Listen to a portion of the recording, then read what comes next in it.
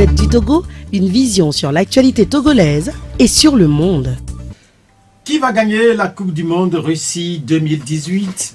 Quelle sera l'image de la journée de ce lundi au Togo?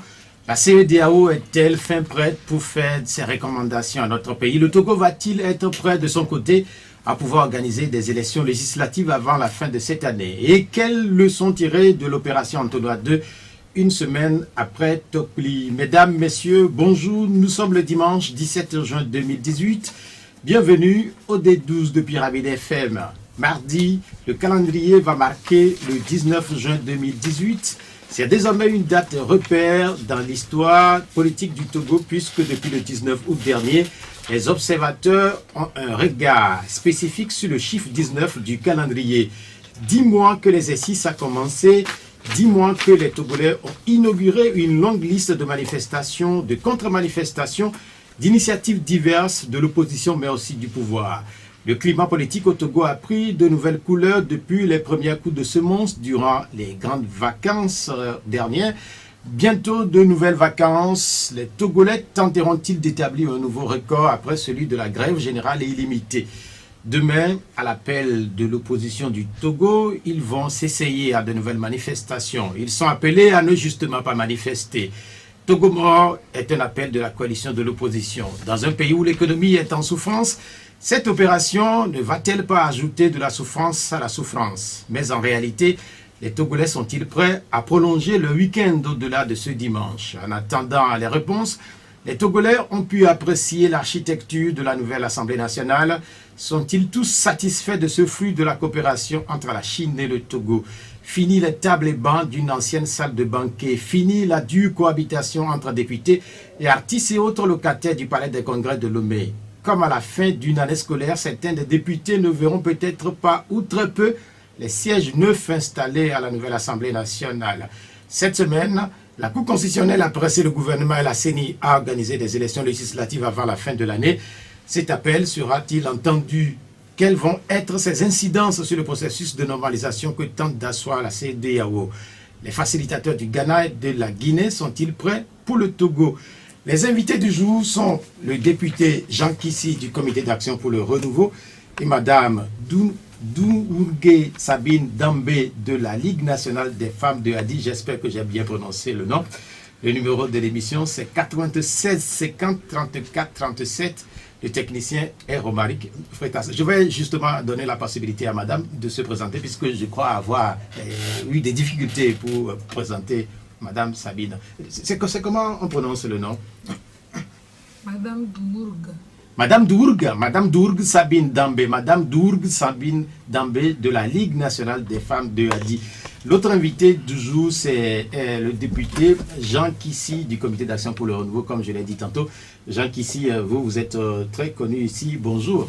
Bonjour Pierrot, bonjour et bonjour à toute votre direction, le personnel et pour le travail efficace et compétent que vous faites. Voilà. Bonjour aussi aux chères auditrices et auditeurs de votre grande radio. On vient de me signaler que le numéro que je viens de donner, que le numéro ne fonctionne pas, puisque ça aussi, il faudrait que les auditeurs soient informés. Et nous avons eu depuis ce matin quelques soucis dus à la grande pluie qui s'est abattue sur la ville de Lomé et ses environs. Donc certaines de nos installations ne vont pas fonctionner comme d'habitude. Donc vous voudrez bien nous excuser. Nous trouverons peut-être une occasion d'ici là pour pouvoir vous donner la possibilité, sans doute, de nous envoyer peut-être des SMS.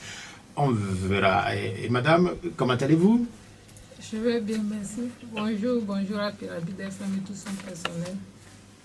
Parlez un peu plus fort, madame, ne soyez surtout pas intimidée. Pas du tout. Ça va? Ok, on commence cette émission avec Jean Kissi, puisque là, je vais lui demander, parmi toutes les nouvelles que nous avions eues cette semaine, il y a eu le football, l'Assemblée nationale, la Cour constitutionnelle, je ne sais pas quoi, si Tokpli. Quelle est la nouvelle qui vous a le plus marqué? C'est Tokpli. Pourquoi? C'est Tokpli qui m'a le plus marqué parce que il y a quelque chose qu'on m'a appris, on me l'a appris à la maison, on me l'a appris dans la politique, dans mon entrée en politique, notamment les maîtres Agboibo, maître Kofigo, maître Jean d'Église, ceux qui m'ont amené à la politique. Et on me l'a appris à l'église aussi, c'est-à-dire que dans toute mon éducation, il y a ça. c'est cette phrase qui dit que la vie humaine n'a pas de prix. Donc, toute chose qu'on fait et qu'il y a une personne qui meurt, ça me choque profondément. Voilà pourquoi c'est vrai que la Coupe du Monde, c'est une histoire heureuse normalement, mais pour le moment malheureuse pour nous parce que toutes les 3 équipes africaines ont perdu leur match. L'Assemblée nationale, c'est un événement heureux, mais pendant qu'on vit ces événements-là, que quelqu'un pleure sa famille parce qu'il a été tué, pas parce qu'il est mort de mort naturelle, naturellement que c'est choquant. Nous parlerons de tous ces événements. Je vais également demander à madame, dans l'ordre, quels ont été les événements qui vous ont marqué cette semaine au Togo? C'est vrai qu'il y a eu beaucoup d'événements qui se sont déroulés cette semaine au Togo. Mais moi, l'événement le plus marquant, négativement, qui m'a vraiment choqué, c'est, comme l'a dit tout de suite le député, c'est l'événement de Tokli. Parce que je me dis que dans un pays, il serait inadmissible qu'on prenne ou que des gens trouvent en l'expression de l'être humain une banalisation. Donc c'est vraiment déplorable cette situation. Vous avez pensé que c'était finalement banal de donner de la mort au Togo, de la mort à des individus du Togo? Oui, c'est dire que le pouvoir n'a aucun respect pour la dignité humaine. C'est comme si des êtres humains étaient des animaux. Tout à l'heure, quand j'ai ce plaisir de tuer, je tue. Et je m'en fiche, ça ne me dit absolument rien. C'est dire qu'ils sont dans un monde où ils se disent le peuple pour qui ils croient les avoir votés et qui d'ailleurs ne les a pas votés sont des animaux, donc on peut les tuer à tout moment.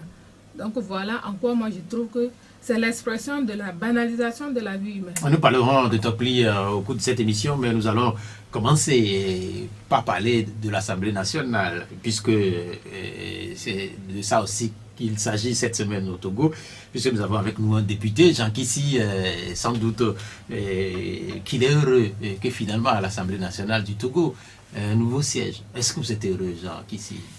On est satisfait. Heureux, c'est pas ça parce qu'on peut faire mieux.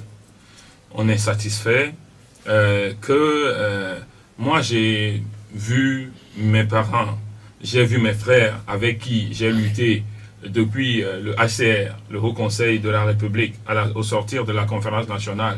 Tous les grands frères avec qui j'étais, les Antoine Folly, les Tavio Amourin, ils ont commencé à siéger avec Monseigneur Podro dans cette salle de banquet du Palais des Congrès, qui était encore mieux propre hier qu'aujourd'hui. Et aujourd'hui, c'est vraiment devenu, je ne sais même pas quel mot je vais utiliser, on va dire que moi, je ne verse pas dans le truc. Il y a des moments vraiment, quand il y a des concerts, ou bien des gens prennent la salle pour des manifestations, et dans les mêmes moments, on a Assemblée nationale, vous n'imaginez pas. Il y a des paquets il y a des canettes déjà bues qui traînent là-bas. Il y a des enveloppes de bonbons qui traînent là-bas. Il y a même des takeaway qui, les gens ont fini de manger, ils mettent dans un coin, ça traîne là-bas. Mais c'est tellement difficilement digestible cette situation. Il y a un député français qui vient souvent nous aider. J'ai oublié son nom. Il est venu à plusieurs ateliers avec nous. Il était président du groupe d'amitié France-Togo. Mais un jour, l'expression vraiment qu'il a eue, il a demandé, mais vous allez continuer avec ça? Quand est-ce que vous aurez une vraie Assemblée nationale? Mais ça m'a choqué, ça a continué de me tarauder l'esprit. Donc on a fait tous les efforts, on a mis toute la pression qu'il faut pour que pendant notre législature, nous ayons une assemblée. Et ce qui me rend le plus serein, c'est le fait que ce soit sous notre législature finalement que le Togo ait eu une assemblée digne de ce nom qui va faire l'histoire de ce pays pendant les 50, les 100 prochaines années. Nous parlerons de cette assemblée, puisque nous n'avons pas visité. Vous l'avez sans doute visité. Vous nous direz ce que ça compte. Vous étiez là? Les journalistes étaient là? Moi, personnellement, je n'étais pas là. Ah, je parle de moi, personnellement. Et vous aviez parlé de vous sous votre législature. C'est vrai, mais c'est aussi sous la présidence du chef de l'État, Faure Gnassingbé, puisqu'il a été souvent accusé de n'avoir pas assez d'ambition pour le Togo, comme ailleurs, de ne pas laisser suffisamment de traces dans l'histoire politique du Togo. Est-ce que ce n'est pas fait là, et quand on parle de l'Assemblée nationale, avec ce qui vient d'être inauguré? Oui, l'Assemblée nationale, c'est l'Assemblée nationale. Hein. C'est-à-dire qu'au-dessus de l'Assemblée nationale, au-dessus de la représentation nationale, il n'y a rien. Donc, en fait, moi je dis, ils sont peut-être du même bord, mais le mérite de la construction d'une Assemblée nationale revient au président de l'Assemblée nationale qui est là, pendant que ça a été construit. Puisque l'argent du pays, c'est nous qui le votons. C'est nous qui votons dans notre loi combien chaque Togolais doit mettre dans la cagnotte nationale. Et c'est nous qui votons encore combien chaque Togolais a le droit de dépenser. Ça veut dire que même l'argent qui est dépensé à la présidence, c'est nous les députés qui le votons. Alors, c'est renverser la tête à la République que de croire que, en réalité, c'est le chef de l'exécutif qui a le mérite des réalisations. Non. L'institution suprême, venant même en premier plan, dans notre constitution, prenez-la, ouvrez-la. Vous verrez quelle institution a été mise en premier. Donc, en réalité, c'est l'Assemblée nationale qui est le B à bas de toute chose. Mais personne ne conteste. Ok, d'accord. Donc, le mérite revient à M. Dramani, en premier. Mais politiquement, député Jean Kissi, vous ne voulez pas me dire que là, celui qui tire politiquement profit de ce qui vient de se passer, ce n'est pas Fogna Singbe? Oui, mais il tire politiquement profit parce que nous ne connaissons pas encore les valeurs de la République. Nous ne sommes pas ancrés dans la République. C'est ça. Le problème, c'est que le Togo fonctionne encore comme un pouvoir dictatorial et n'est pas dans une donne républicaine.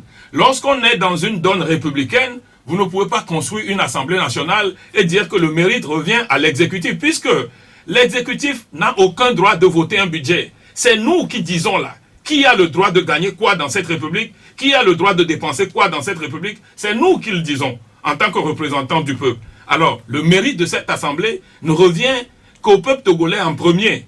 Et en second, alors, à ceux qui, au niveau de l'exécutif, ont aussi aidé et veillé à ce que cela soit fait. Vous ne pouvez pas me dire que le mérite revient au ministre des Infrastructures beaucoup plus qu'au président de l'Assemblée nationale et à l'Assemblée nationale tout entière. Vous renversez encore une fois les ordres dans la République en le disant de cette façon. C'est votre position. Nous allons écouter la position de quelqu'un qui n'est pas à l'Assemblée nationale. Je ne sais pas si vous rêvez d'être député un jour, madame.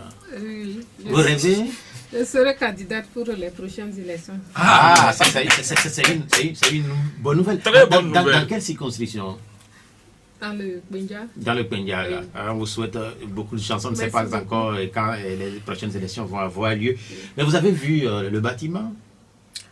J'ai vu le bâtiment de l'extérieur, mais de l'intérieur, non. Quel sentiment vous avez? Est-ce que vous vous êtes dit, enfin, le Togo a un grand bâtiment, une Assemblée nationale digne de ce nom?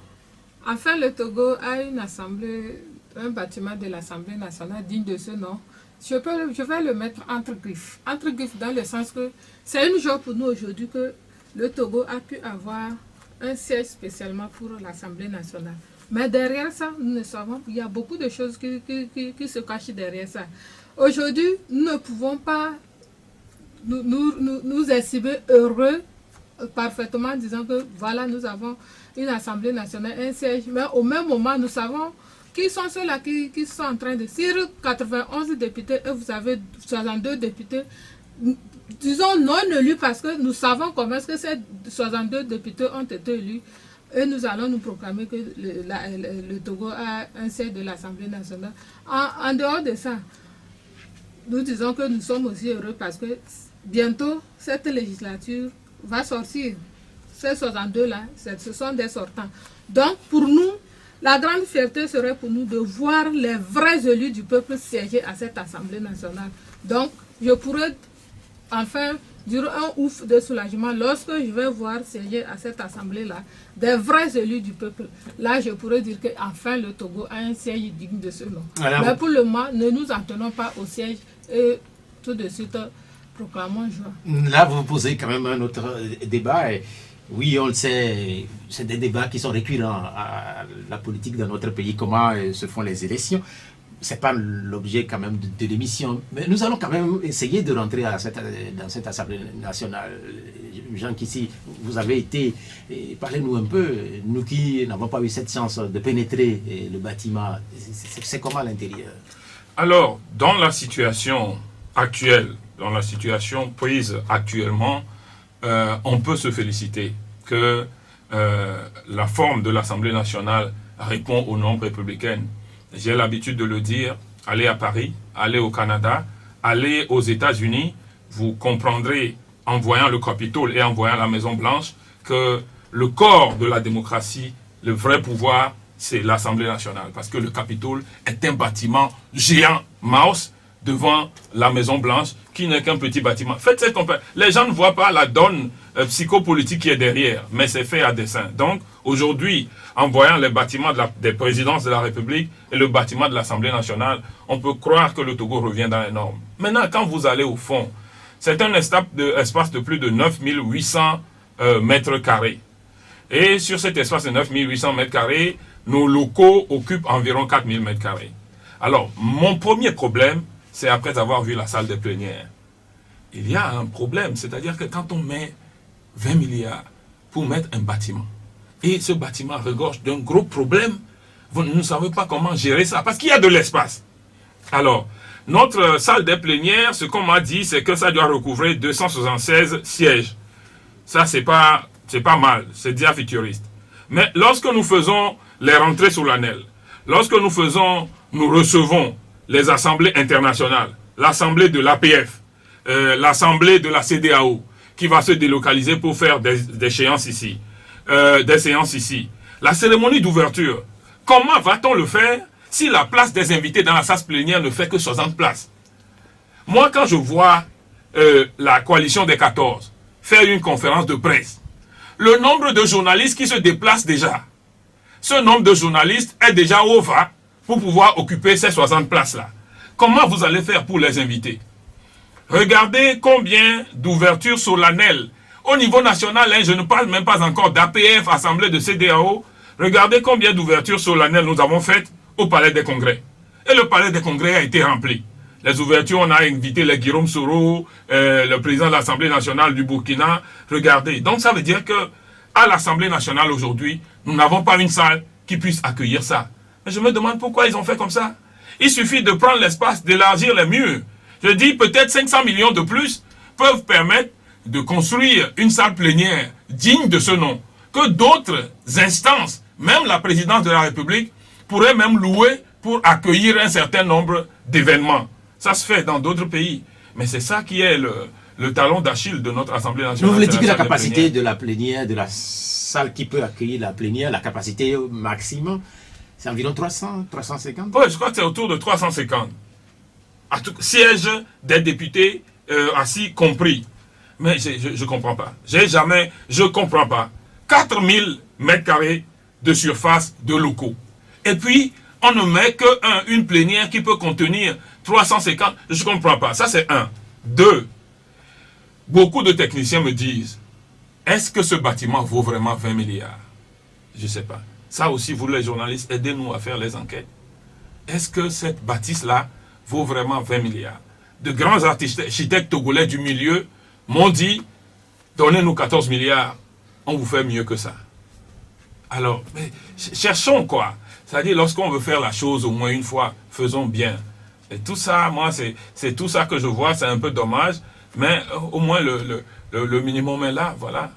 Le Togo se contente toujours du minimum. En fait, c'est aussi ça, le Togolais. Oui, et puis, le fait que ce soit la Chine qui ait mis les 3/4 de... Mais pourquoi? C'est-à-dire le bâtiment qui fait le flambeau du pays, quoi. C'est-à-dire que c'est la nature même du pays. L'Assemblée nationale, c'est le cœur de l'État togolais. C'est ce qui est national. Il n'y a que ça. C'est ça seul qui est pour nous.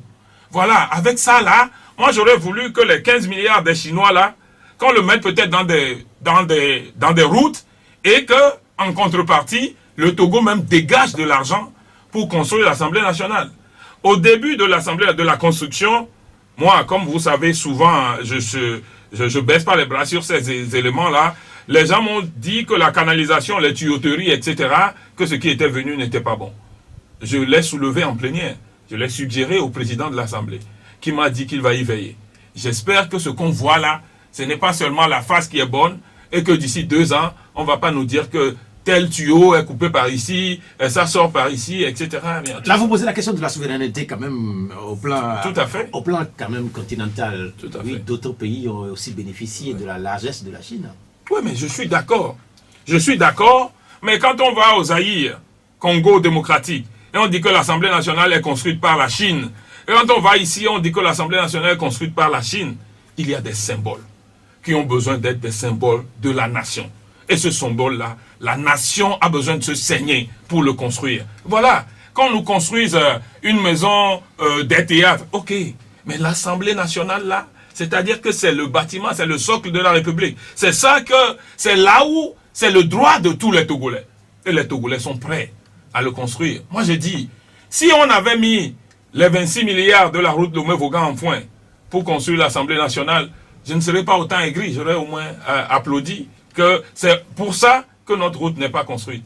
Mais voilà qu'on met 26 milliards quelque part et on met 15 milliards des Chinois pour construire une Assemblée nationale et on est obligé d'aller faire un discours et de l'animation pour dire que les Chinois nous ont construit. Mais ils l'ont construit, les Chinois. Oui. Ils l'ont quand même construit. Oui, mais c'est ça. C'est ça, être Togolais à l'époque du pouvoir Nyasingbe. C'est ça. Nous allons écouter la position de madame sur la question. L'argent, en partie, vient de la Chine. Est-ce que ça vous gêne? Ça me gêne beaucoup. Ça me gêne beaucoup dans le sens que nous ne sommes pas dans un pays où économiquement nous n'avons pas ce pouvoir de le faire. Nous avons ce pouvoir économiquement, le Togo est bien installé. Mais nous prenons de l'argent pour faire des choses qui ne valent pas de la peine. Mais lorsqu'il faut faire des choses concrètes, on ne voit pas là le Togo. Lorsque vous prenez un exemple banal, M. Atiobe, lorsque vous prenez les forces de défense et de sécurité, de 2006 à 2015, les forces de sécurité, au bas moins, le bas chiffre c'est 19 milliards, ils ont bénéficié de 19 milliards pour leur formation. Et ces agents de sécurité, on n'a formé que des assassins qui tuent aujourd'hui leur peuple. Non, mais en fait, j'aurais préféré que c'est pas exagéré? C'est pas exagéré, je mesure bien mes mots. Eux, je suis responsable de ce que je suis en train de dire. On n'a formé que des assassins. De l'armée qui tue son peuple sans être même satisfait de cet assassinat. J'aurais préféré que, ne serait-ce que ces 19 milliards en moins de 10 ans qui étaient alloués pour former les agents de sécurité aillent pour l'Assemblée nationale. Qu'aujourd'hui, qu'on ne dise pas que c'est la Chine qui, quelque part, nous a construit ce siège. Parce que je me dis, si c'est la Chine qui doit venir aujourd'hui nous construire le siège de l'Assemblée nationale, là où toutes les voix du peuple se retrouvent. Qu'est-ce que nous pouvons faire en tant que peuple togolais? Qu'est-ce que nous pouvons faire? Donc, dire que je suis d'accord, je dis ici haut et fort que je ne suis pas d'accord. La Chine, elle pouvait nous aider, mais autrement, j'aurais préféré que la Chine... Aujourd'hui, nous parlons des classes.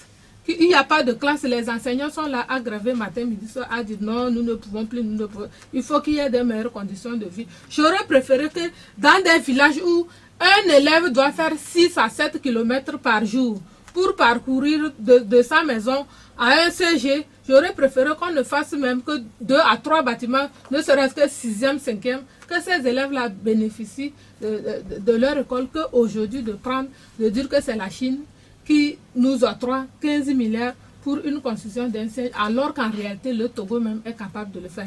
Les architectes, nous avons des architectes aujourd'hui qui peuvent vraiment...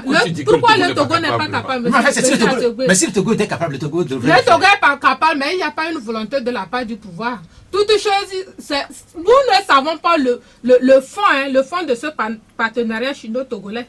Nous ne savons pas. Seul le pouvoir sait pourquoi c'est la Chine qui nous a aidés à construire l'Assemblée nationale. Mais si aujourd'hui nous allons chercher le fond, nous allons voir qu'en réalité, les 15 milliards que la Chine nous octroie, nous allons payer peut-être plus du double même. Autrement. Et puis vous savez très bien, comme on l'a souvent dit, oui. La Chine, c'est pas la première fois que la Chine intervient comme ça au Togo. Oui. Et je disais que le Togo n'avait pas la possibilité. Si le Togo avait cette possibilité, le Togo... Vous n'allez pas me dire... Mais en fait, c'est le constat que je fais. C'est un constat très amer. Oui, puisque par exemple, les députés sont depuis les années 90 à l'Assemblée nationale, au palais des congrès. Si le Togo avait la possibilité, le Togo allait déplacer ses députés depuis. Il a fallu l'intervention de la Chine. C'est cela que je dis, en fait, en tant qu'observateur, que le Togo n'avait pas la possibilité. Mais, Pierrot, dans un pays où on nous dit qu'un bâtiment coûte 20 milliards, alors qu'on a pris 26 milliards pour mettre dans la poche, comment pouvez-vous dire, je ne comprends pas votre explication, comment pouvez-vous dire qu'on n'a pas 20 milliards alors qu'on peut se mettre 26 milliards dans la poche? Moi, je veux que vous m'expliquiez un peu. Voilà, c'est pour ça, madame parle de... Mais finalement, Pierrot, vous ne voyez pas la gravité? La gravité, c'est que Notre présidence de la République, où le président reçoit, c'est la Chine. Notre Assemblée nationale, c'est la Chine. Les attributs de souveraineté, c'est où? Ça veut dire que si on veut écouter tout ce que le président de la République fait là, on va l'écouter. Si on veut écouter tout ce que nous mijotons, nous, en tant que députés, là, la Chine peut nous écouter. C'est ce que les gens la disent. souveraineté, elle est où alors? C'est ce que les gens disent. Mais est-ce que c'est possible que vous soyez écouté? Ah bon? Non, mais c'est une question que je pose. Ah bon? Parce que la Chine a déjà construit le siège de l'Union africaine.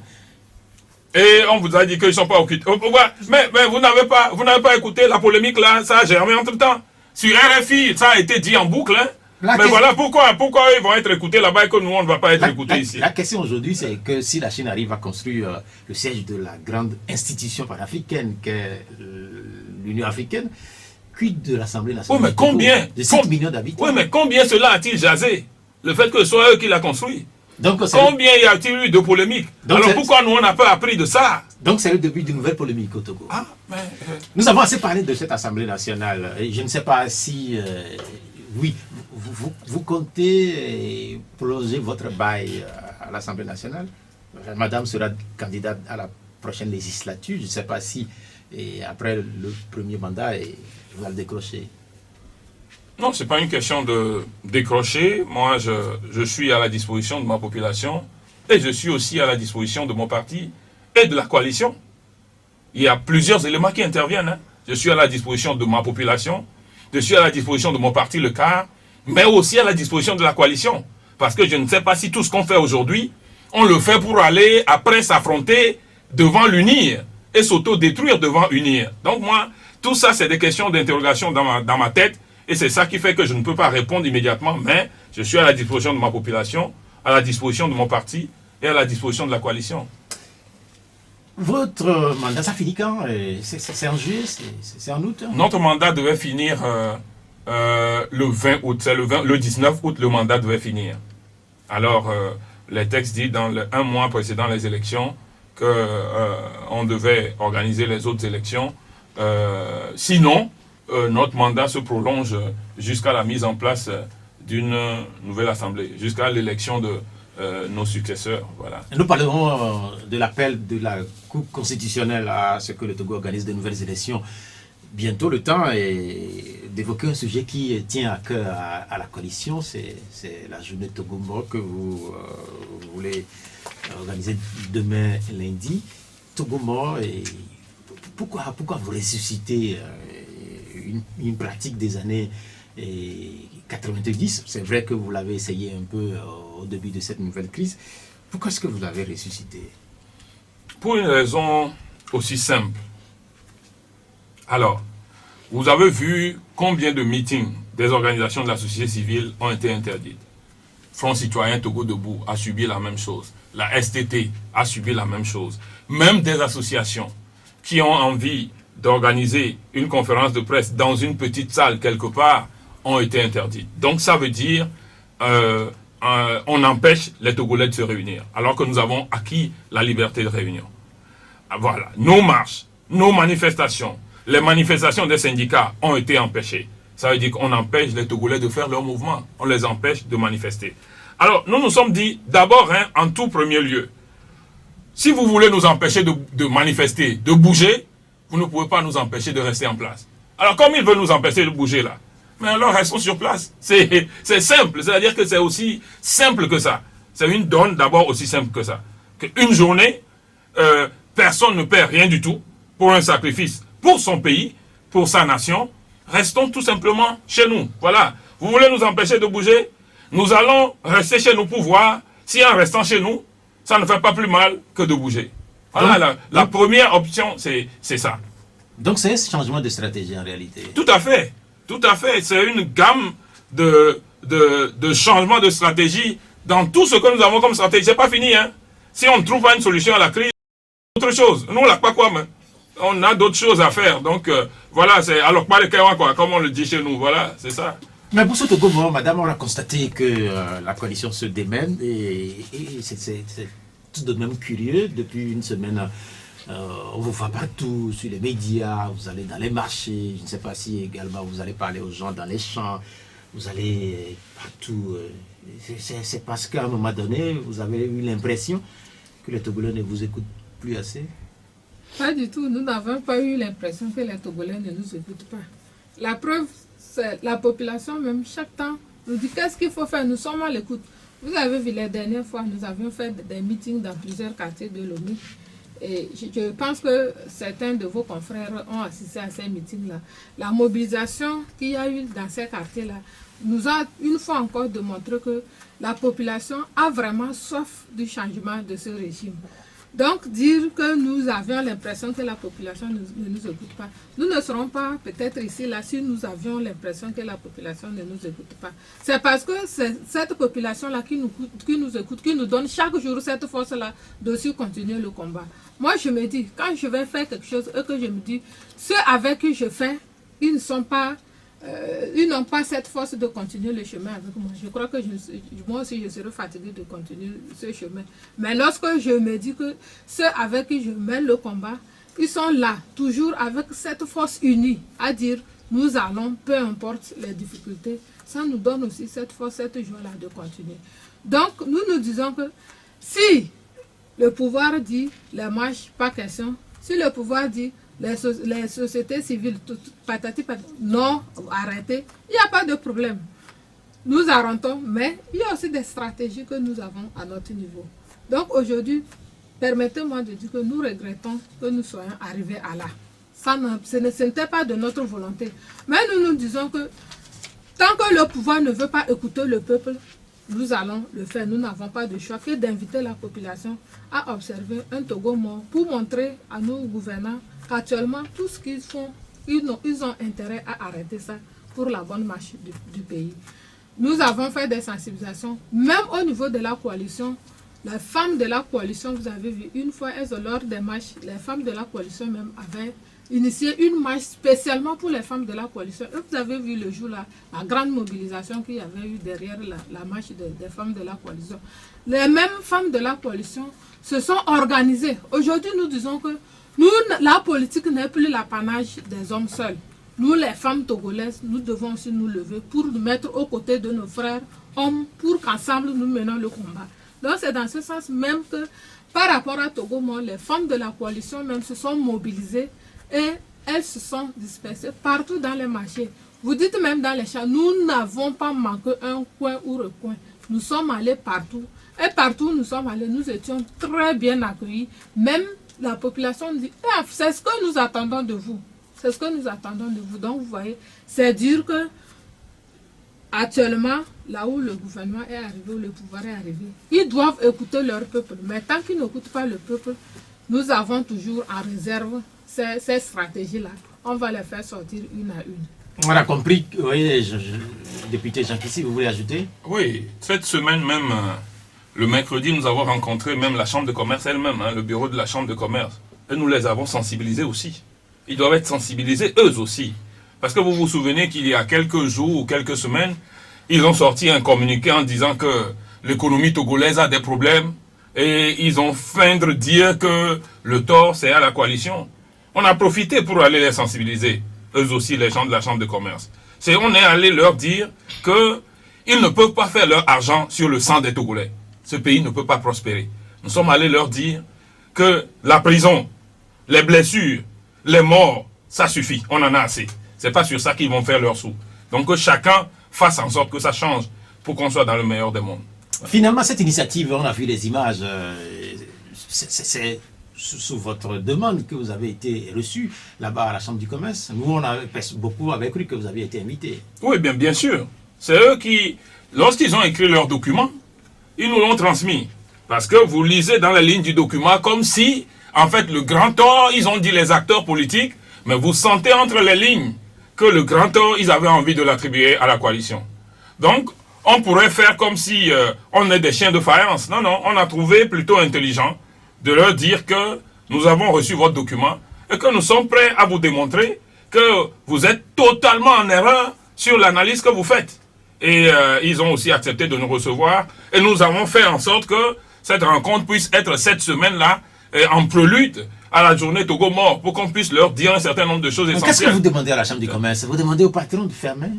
Non, on ne demande pas au patron de fermer. On demande au patron d'agir pour que le Togo soit libéré. Mais qu'est-ce qu'ils peuvent faire? Mais ils peuvent même soutenir. Ils peuvent indirectement soutenir. Ils peuvent même financièrement soutenir sans le dire. Soutenir qui? Mais soutenir la marche des Togolais vers leur liberté. Moi, je dis, on est dans une période où le message qui est envoyé à tout le monde, opérateurs économiques, prêtres, pasteurs, le message qui est envoyé à tout le monde va dire au pharaon de laisser partir mon peuple d'Égypte. Voilà le message. S'ils ont le courage d'aller le dire au chef de l'État, c'est des opérateurs économiques qui sont proches du chef de l'État. Ils n'ont qu'à aller lui dire.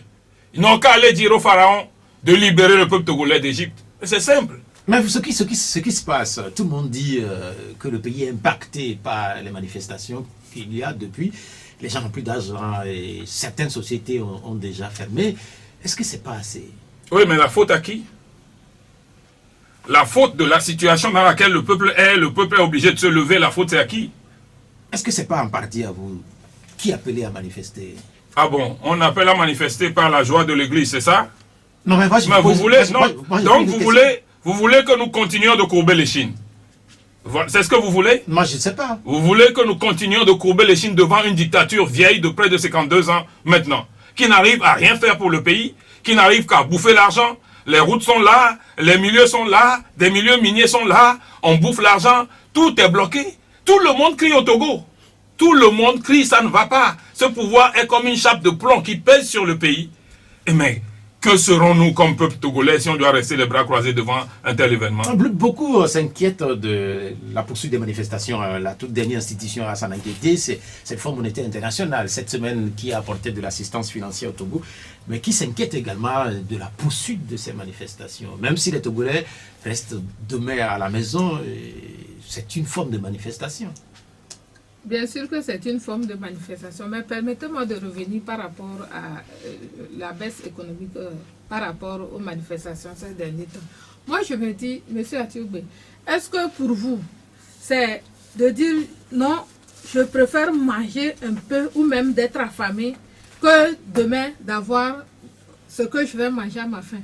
C'est vrai qu'aujourd'hui, par rapport aux manifestations, économiquement, le Togo connaît des difficultés. Mais ce n'est peut-être pas de notre volonté que nous en arrivons à là. Mais nous nous disons que si aujourd'hui c'est ce qu'il faut pour qu'on corrige ça demain, nous devons, disons, faire ce sacrifice-là pour que demain ça soit meilleur. Nous ne pouvons pas se taire et laisser. C'est comme si nous étions ligotés. C'est comme si on vous ligote et quelqu'un est là, il est assis, il vous a ligoté. Il est assis, il mange avec, chez nous on dit les pieds, les mains, sa tête, tout mange.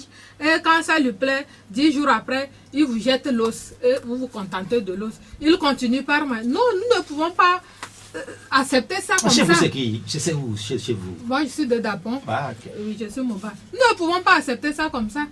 Cette minorité-là, qu'il prend en otage actuellement le pays-là, même si vraiment ça devait être comme ça, nous ne sommes pas après tout des hommes insensés pour dire bon, nous n'avons pas leur force qui continue ça comme ça.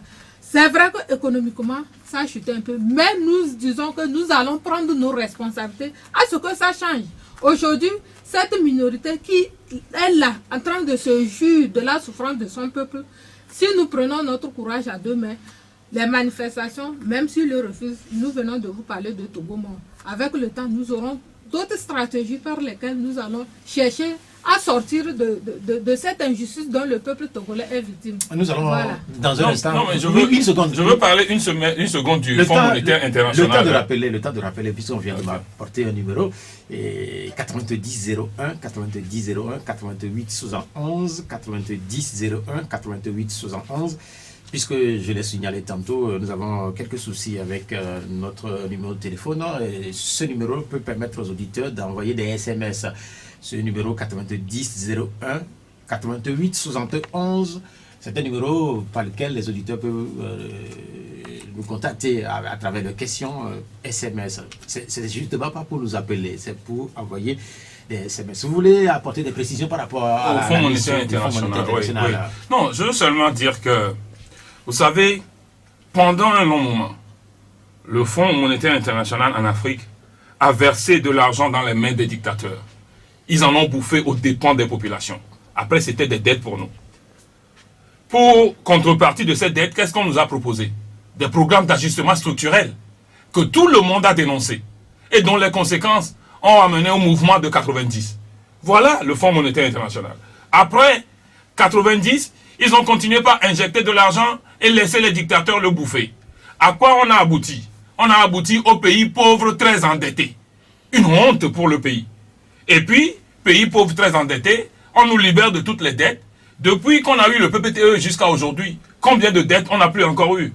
Alors il faut qu'ils prennent le temps d'aller dire à ceux qui bouffent l'argent de dégager, plutôt que de nous dire, de venir nous dire que c'est nos manifestations qui font quoi que ce soit. Au moment où on était arrivé au PPTE, c'est les manifestations de l'opposition qui ont fait amener au PPTE.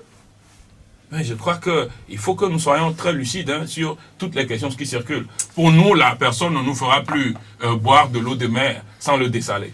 Voilà. Je rappelle aux auditeurs, malheureusement, j'ai constaté que les auditeurs appellent plutôt sur le numéro. C'est pas un numéro sur lequel ils doivent nous appeler. Et c'est juste pour dépanner cette émission. Je l'ai signalé en début que la pluie d'hier a eu quelques impacts sur nos installations. Donc, vous nous envoyez des SMS, s'il vous plaît, sur 90 01 88 71 90 01 88 71. Et je crois que les auditeurs ont finalement compris. Qu'est-ce que vous attendez de la journée de demain? Comment est-ce que vous l'imaginez, madame? Nous l'imaginons comme une journée Togo-Mort très réussie d'ailleurs. Et nous avons espoir que ça va réussir. Parce que actuellement, nous avions l'impression que tous les Togolais ont compris. Et nous disons que tout serait respecté par rapport à la journée de Togo-Mort de demain. Parce que nous ne pouvons pas rester dans ce pays à dire, bon, ils sont là, ils veulent prendre le dessin du Togo en main. Nous faisons ceci, ça ne marche pas, nous faisons ceci, ça ne marche pas. Donc peut-être quoi faire? Il faut toujours les laisser aller. Non, nous avions dit aujourd'hui que le pouvoir en place, lorsqu'ils vont dire que nous n'allons pas dormir, eux aussi n'auront pas sommeil. Quand l'enfant dit ça, maman ne dort pas, c'est que l'enfant lui-même ne va pas dormir. Et actuellement, nous prenons toutes nos responsabilités face à ce pouvoir-là. Tant que nos revendications n'auront pas satisfaction, nous sommes là aussi à prendre notre destin à main. Lorsqu'ils se disent qu'ils seront assis sur le pouvoir, lorsqu'ils se disent qu'ils vont faire du peuple togolais tout ce qu'ils veulent, le peuple togolais dit actuellement, ça suffit. Nous ne voulons plus continuer dans ça. Donc, par rapport à la journée de Togo-Mort de demain, je pense que tout a été mis en place. La population, elle aussi, elle a compris.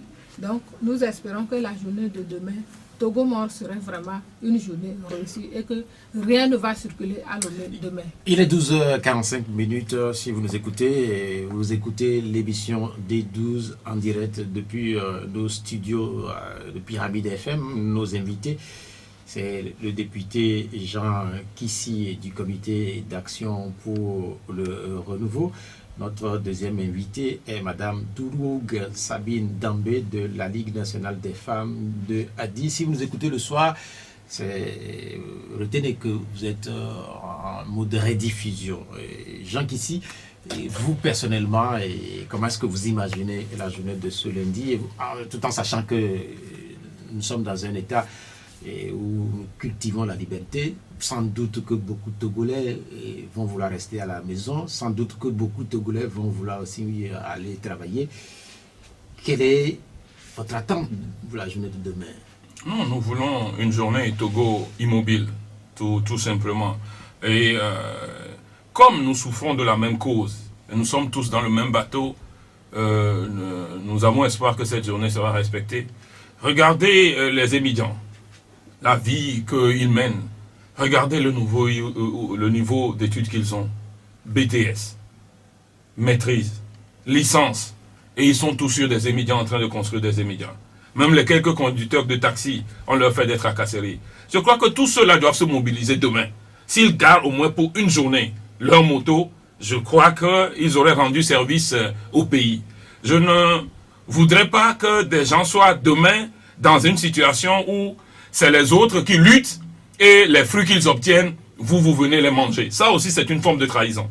C'est une forme de trahison que pendant que vous labourez, vous restez là, vous faites semblant, les autres labourent, et le fruit du labour, vous êtes les premiers à venir les accueillir. Donc, tout le monde tous ceux qui savent que le Togo souffre, que le Togo est dans la misère, tous ceux qui savent qu'on est dans cette situation parce que la minorité qui est là, à tout prix, a gardé tout, tous ceux qui savent qu'on ne sort pas de l'école pour venir devenir Zémidian, tous ceux qui savent que dans des pays, normalement, si tu conduis Zémidian pendant 3 ans, les microfinances doivent t'aider maintenant à avoir un permis et à monter d'un Zémidian un taxi.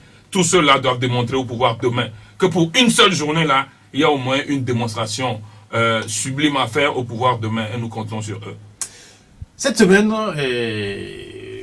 beaucoup ont appris la nouvelle de la Cour constitutionnelle qui appelait le gouvernement et la CENI à organiser des élections avant la fin de cette année. Certains disent avoir été surpris, d'autres non. Vous êtes député, vous êtes acteur politique. Est-ce que vous avez été surpris également? Mais tout à fait. J'ai été non seulement surpris, mais j'ai été choqué. En lisant le communiqué, la première chose que j'ai remarqué, c'est que, comme on dit chez nous, Moudjemio, quoi. C'est ce que je me suis dit. Quand on m'a parlé du communiqué, la première réaction que j'ai eue, c'est que Moudjemio. Parce que je ne comprends pas que la plus grande institution connaisseuse des textes de ce pays puisse traiter nos textes comme un menu de restaurant où on accepte la salade et peut-être le gâteau flan, mais qu'on refuse de prendre le plat de résistance. C'est pas digne du pays. Qu'est-ce que ça n'a pas de sens. Mais vous pointez spécifiquement, qu'est-ce que vous pointez dans Mais je pointe la Cour constitutionnelle. Je pointe la Cour constitutionnelle parce que le texte que la Cour constitutionnelle a pris, ce texte dit quand est-ce qu'il faut aller légalement aux élections. Mais dans le même texte, dans le même article, pas dans un autre article plus loin, hein, je crois que ça doit être l'article 52. Dans le même article, il dit, vers la fin de l'article au dernier alinéa, les membres de l'Assemblée nationale et du Sénat sortant, par fait de mandat ou dissolution, restent en fonction jusqu'à la prise de fonction effective de leurs successeurs. Vous croyez que ces grands maîtres du droit qui sont là-bas ont pu lire le deuxième alinéa, mais n'arrivent pas à lire le dernier alinéa? Est-ce qu'il y a des vers médicaux au Togo qui font en sorte que dès que tu prends un test, tu lis le premier, deuxième, troisième paragraphe, les vers médicaux deviennent faibles et que tu ne peux pas lire le dernier paragraphe? Vous n'avez pas été choqué par ça? Moi, j'ai été choqué. Franchement. Madame, vos réactions? Il faut dire que la Cour constitutionnelle togolaise, moi je peux dire que le ridicule au Togo ne tue pas. Et par rapport à la Cour constitutionnelle, je confirme cela. Dans le sens que comment pouvons-nous comprendre qu'au même moment, une Cour constitutionnelle qui se dit fonctionnelle puisse agir de la sorte? Moi je me dis aujourd'hui qu'entre l'égalité et l'illégalité, il n'y a plus de différence au niveau de la Cour constitutionnelle. C'est comme si la Cour constitutionnelle prenait des décisions qui l'arrangent et donc des décisions bien ce pourquoi elle est là. Et moi, c'est ce qui arrive lorsque on amène des gens à la tête de cette Cour constitutionnelle-là, juste pour des remerciements partisans. C'est ce à quoi nous pouvons nous attendre. Et vous savez comment est-ce que notre Cour constitutionnelle au Togo, elle est composée. C'est ce pourquoi. Moi, je me dis, lorsque la Cour constitutionnelle s'est arrangée à dire qu'elle a validé des choses et a fait sortir ce communiqué, bon, dans quel sens? Est-ce qu'actuellement, c'est ça l'attente des Togolais? Nous avions autre problème plus préoccupant que ce qu'elle est venue annoncer. Nous parlons des réformes. Nous parlons de la C92. Ça ne leur préoccupe pas. Il y a le dialogue en cours. Est-ce qu'ils ont déjà des recommandations de ce dialogue? Pas encore. Et pour quel paga ou bien pour quel genre ils vont se permettre de faire ça? Est-ce que vous voulez dire tout simplement qu'une Cour constitutionnelle dans un pays comme le nôtre n'a pas le droit, à un moment donné, d'alerter les acteurs concernés que les délais constitutionnels vont finir bientôt? Alerter au bon moment. Mais alerter au bon moment. Ne pas alerter parce qu'on est là, on s'ennuie peut-être, on ne sait pas quoi faire. Il faut aussi faire sortir un communiqué pour qu'on dise qu'on existe. C'est ce qu'ils ont fait. J'ai l'impression qu'ils s'ennuient, ils ne savent pas quoi faire. Donc il faut aussi que nous aussi nous faisons sortir quelque chose pour faire notre pagaille, pour nous faire entendre. Sinon actuellement, est-ce que c'est la priorité des Togolais? C'est la priorité des Togolais, ce qu'ils sont en train de faire. Non, c'est la priorité de la Cour constitutionnelle. La priorité de la Cour constitutionnelle. Est-ce que ça cadre actuellement avec les événements du Togo? Est-ce que ça cadre actuellement avec... C'est ce que je dis, que la Cour constitutionnelle est dans une pagaille très organisée, si je peux le dire. Très organisée. Moi, je ne sais pas si c'est... Ils s'en fichent de ce qui est en train de... Mais ce qui est grave, parce que même s'ils font sortir ce communiqué, nous, au niveau de la population, ça ne nous dit absolument rien. Voire au niveau de la la coalition des 14 partis. Nous disons que ce qu'ils ont fait, c'est juste de la pagaille. Ils n'ont qu'à continuer comme ça. Mais nous savons que c'est tout compte fait. Ce qui va arriver, les choses vont s'arranger, nous, à notre niveau. Député Jean Kissi, les premières réactions qu'on a quand même entendues venant de la coalition, en fait, individuellement des acteurs de cette coalition, on a entendu dire que la Cour, était dans son droit d'alerter les acteurs. Mais, celui qui a dit la Cour était dans son droit a dit en même temps mais. Et il a cité en même temps ce que je viens de dire là. Donc je crois qu'il faut rectifier les choses. Aucun de la coalition n'a dit autre chose que ça. Mais vous savez, la Cour est allée plus loin. Et c'est là où moi je lis la manœuvre. La Cour est allée même, je ne sais pas de quel droit, à dire la date de dépôt des candidatures, et la date de clôture des candidatures, à dire tout ça, sans dire la date de recensement. Parce qu'avant que les gens ne posent candidature, il faut qu'il y ait une liste électorale et un corps électoral. Alors que c'est la loi qui dit que cette année, on doit faire un recensement électoral. C'est dit dans la loi. Alors, quand une Cour constitutionnelle n'arrive pas à lire le complet d'une loi, vous comprenez qu'il y a une manœuvre politique derrière qui est désagréable. Parce que, moi je dis toujours, le Togo, quand vous suivez le cursus des gens, a les meilleurs juristes, que ce soit à la Cour constitutionnelle. Même la justice qui est décriée, le Togo a de très bons juristes. Seulement, c'est le système qui ne permet pas à ces gens d'évoluer. Et ils sont souvent enfermés dans des manœuvres. Voilà un peu, ça répond encore d'une manœuvre. Quand tu lis le complet du texte, cela répond d'une manœuvre. Tu te dis, mais en ce moment-ci où il crie dialogue, où le chef de l'État dit on ne dialogue pas seul, mais qu'ils entrent dans ce genre de manœuvre-là, tu te demandes, ce pouvoir n'a plus aucune orientation. Il doit partir le plus tôt que possible. Les Togolais doivent être conscients. C'est-à-dire que le plus tôt que les Togolais le font partir, les Togolais lui font du bien. Est-ce que la Cour avait d'autres choix? Oui. La Cour avait d'autres choix. Lequel, par exemple? La Cour pouvait être complet. La Cour pouvait ne pas être myope. La Cour pouvait dire, voilà, la date est arrivée, mais si vous n'organisez pas la Constitution, les élections, la Constitution permet que les députés soient en place, donc prenez le temps pour organiser les choses. La Cour peut aussi dire ça. Donc, son tort, c'est d'avoir mis un deadline à la fin d'année 2018. Non, son tort, c'est d'avoir manœuvré. Dans tout, sur toute la ligne. Le fait de citer certains articles de la loi électorale sans citer d'autres, c'est manœuvrer. Le fait de citer certains alinéas de la Constitution sans citer les autres, c'est manœuvrer. Le fait de fixer des dates sans que ces dates-là, en disant la fin de l'année, ne répondent à rien. Mais Pierrot, vous en tant que journaliste, à quoi répond la fin 2018? À quoi? C'est-à-dire que c'est sur quelles données juridiques cette date est citée? Non, c'est pas moi qui ai signé le communiqué. Ah d'accord. Donc ça aussi, ça fait partie de la manœuvre. Voilà. Bien. Vous voulez ajouter, madame? Oui. Et je voulais ajouter qu'aujourd'hui, moi, je trouve que notre Cour constitutionnelle, ou du moins c'est la Cour constitutionnelle togolaise, c'est un problème du problème que nous, Togolais, nous avons. C'est un problème de notre problème. Dans le sens que, est-ce que vous savez, je prends à témoin l'honorable Jean Kissi, en principe, la Cour constitutionnelle, par an, doit appeler le chef de l'État à s'exprimer devant l'Assemblée nationale. Exact. Pendant 13 ans que le chef de l'État est au pouvoir aujourd'hui, est-ce qu'une seule année, donc ça devait faire 13 fois qu'il devait passer devant l'Assemblée nationale. Il ne l'a pas fait. Est-ce que la Cour constitutionnelle a fait son devoir en rappelant au chef de l'État, non, cette année, vous n'êtes pas passé devant l'Assemblée nationale? Il ne l'a jamais fait. Ça fait 13 ans qu'il est au pouvoir. Ça fait 13 fois qu'il devait passer devant l'Assemblée nationale. La Cour constitutionnelle n'a pas eu ce temps de lui rappeler que il a failli à son devoir.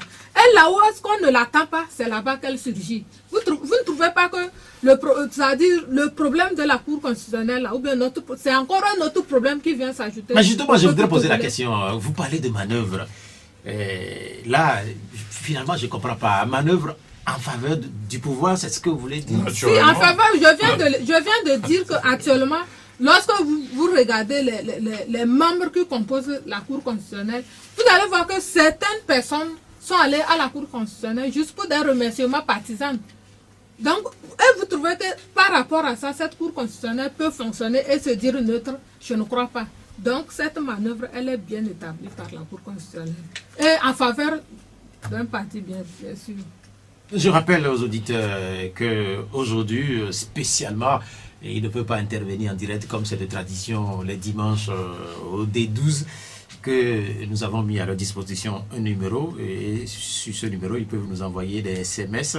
Je vais recevoir les tout premiers, je vais les soumettre à nos invités dans un instant. Et le numéro, c'est 90 01 88 71. Romaric Freitas, est-ce que je peux avoir les toutes premières questions des auditeurs, puisqu'ils doivent s'impatienter de ne pas avoir leurs questions posées à aux invités. Et nous parlerons de la CEDEAO dans un instant, puisque la CEDEAO aussi s'active à aider le Togo à se sortir de sa crise. Nous avons plusieurs questions. Oui, je vais commencer par le numéro 90 91 90 62 qui nous a envoyé une question. Je veux savoir s'ils vont encore accepter signer un arrêt de leur manifestation au cours d'une assise. Je ne sais pas ce que ça veut dire vraiment cette question, mais je n'ai pas très bien compris. Vous pouvez répéter la question? Je veux savoir s'ils vont encore accepter signer un arrêt de leur manifestation au cours d'une assise. Je ne sais pas, je n'ai pas compris. J'ai compris. J'ai compris. Oui, j'ai compris et je dénonce aussi la manœuvre. On n'a jamais signé un arrêt de nos manifestations parce que nous avons une assise. Non, il voulait dire, est-ce que parce qu'il y a un dialogue, nous allons encore accepter de signer un arrêt de nos manifestations? Jamais. Jamais vous ne trouverez un document dans lequel la coalition a signé qu'il arrête ses manifestations parce qu'il y a assise. Jamais personne ne vous le montrera. C'est une manœuvre que les gens essayent de faire. C'est les deux représentants des facilitateurs qui ont signé un communiqué disant cela. Ce qu'ils pouvaient faire, c'est que lors des assises, nous demander à ce que nous-mêmes nous convenions pendant le moment que nous discutons. Et c'est une règle dans tous les pays et à l'international, pendant le moment que nous discutons, de mettre les balles à terre. Mais à tout moment que les discussions sont bloquées, à tout moment que les discussions sont finies, alors le statu quo demeure pour ceux qui gouvernent et les syndiqués doivent retourner à leur manifestation. Dans cette situation, les syndiqués comme ceux qui se trouvent du côté des revendicateurs, c'est la coalition 14 avec le peuple derrière et le gouvernement, c'est le pouvoir Faure Gnassingbé. Donc, à tout moment, et tout le monde le sait, tous ceux qui ont eu des formations dans le domaine des mouvements sociaux le savent, à partir du moment où des négociations sont bloquées, alors concertation ou assemblée, et puis retour des manifestations. C'est comme ça que ça se passe. Merci beaucoup. Je vous invite à être un peu plus bref prochainement dans les réponses pour pouvoir vider beaucoup de questions. Madame, je ne sais pas si vous faisiez partie de la délégation qui était à la Chambre du commerce. Vous faisiez partie, non? Jean, ici, vous? Non, je n'étais pas. Est-ce que vous avez eu les réponses que la Chambre du commerce a données à la délégation de la coalition, puisque ça fait l'objet d'une question qui a été envoyée par un auditeur. Et la coalition était cette semaine en sensibilisation, vous aviez dit, à la Chambre du commerce. Quelles ont été les réponses des membres de la Chambre du commerce? Non, c'est ce qu'ils ont dit, c'est ce qu'ils ont dit à la télé après, qu'ils n'ont fait qu'exprimer des préoccupations, etc. Donc, quand les nôtres étaient devant eux, vous comprenez qu'ils ne peuvent pas leur dire que c'est vous que nous voulons doiter. Donc, ça s'est passé apparemment un peu bon enfant, mais voilà ce qu'ils ont dit. En fait, c'est parce qu'ils ont parlé après devant. Il y a une question qui vous a été spécifiquement adressée, député Jean Kissy. Vous avez, pour le compte du comité d'action pour le renouveau, adressé une lettre à la coalition. Cette lettre, selon l'auditeur, a été rejetée. Et quel est votre avis? Non, ce n'est pas une lettre qui a été rejetée. C'est une réflexion que nous avons soumise à l'interne au sein de la coalition, au moment où les discussions étaient bloquées pendant près de 2 mois, depuis le 23 mars, et qu'il n'y a rien eu. Nous avons été interpellés partout. Tous les partis de la coalition ont été interpellés. Et pour ne pas rester bras croisés, incapables de faire mouvoir les choses, nous-mêmes en tant que Togolais, on a soumis une réflexion sur la table qui voulait qu'on réfléchisse pour voir si le problème ne vient pas de la façon dont le dialogue se déroule et qu'il faut peut-être changer le format pour l'évoluer. Mais heureusement, cette lettre a coïncidé avec la réunion du 2 de ce mois-là, du 2 juin, où il est venu nous dire que le dialogue désormais va prendre un autre format. Donc en fait, la réponse inattendue qui était venue là prenait un peu en compte ce que nous avions dit, mais dans le concret, le format qu'il va y avoir, le format ne nous est pas encore proposé. Le format n'a qu'à venir et on va voir si ce format répond mieux à la réussite du dialogue. Certains au sein de l'opinion étaient surpris que cette lettre ou bien cette réflexion se soit retrouvée dans la presse. Oui, mais ça, on a dépassé ça. Heureusement que même quand il y a eu ces trucs dans les médias, nous nous sommes retrouvés et la lettre a fait l'objet d'une de nos réunions où nous avons tout planifié. Heureusement même que c'est d'autres partis qui avaient réussi. Ça montre que, quel que soit ce que les gens font à l'extérieur, que nous sommes très soudés à l'intérieur. Voilà, c'est des partis, comme l'a dit, et le PNP qui, dans les tout premiers moments, ont dit, mais les gens ne connaissent pas ce qu'il y a dans la lettre. Quoi, les gens, ça... Donc, ça montre que nous sommes soudés et que, vous savez, toute petite chose qu'il y a au sein de la coalition, le pouvoir, avec ses mangéocrates, suivez mon regard, ont envie de l'utiliser pour casser la coalition. En tout cas, on leur a dit que leur seul salut, c'est que la coalition soit cassée.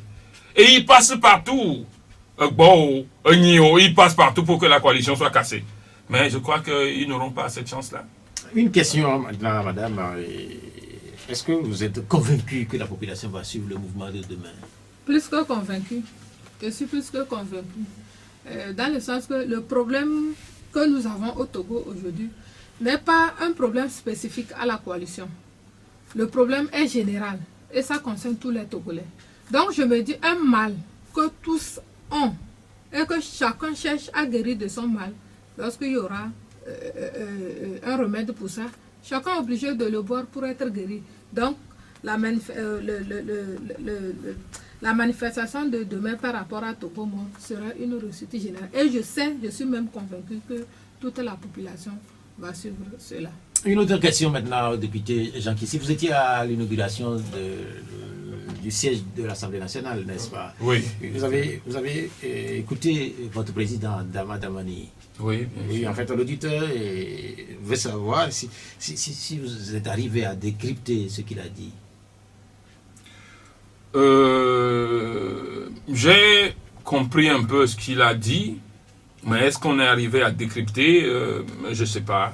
J'ai suivi. Disons que j'ai suivi ce qu'il a dit.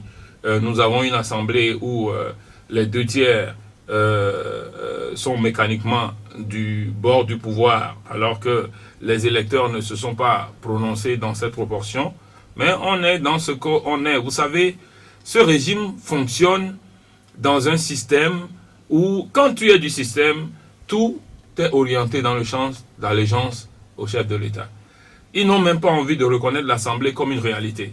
La seule réalité politique qu'ils ont envie de reconnaître dans ce pays, c'est le président de la République. Donc c'est le moule. C'est pour ça que je vous ai dit tout à l'heure que le Togo a de très bons juristes. Mais s'ils sont dans cette moule-là, ils ne peuvent pas réussir. Vous savez, moi j'ai dit ça à un ami. J'ai dit ça à un ami qui a été l'un des Togolais les plus brillants à l'école, Kakonou Boupo. Il dit, mais avec toute son intelligence là, s'il vient dans le régime va le broyer, va l'étouffer, il sera obligé de sortir. Et il en est sorti.